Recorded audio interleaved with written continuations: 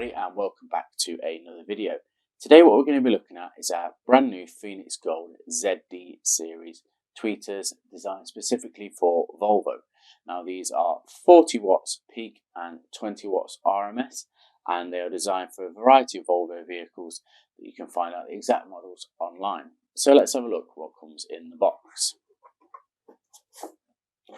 So this is a very simple product. It's designed to be exactly plug and play. So take out the manual, and as you can see we have a nice QR code here. Scan that QR code and that will take you to the download manual, which will tell you what vehicles these are compatible with and how to install. Now with this particular product, it is a very simple but very clever product. So it is just a pair of tweeters.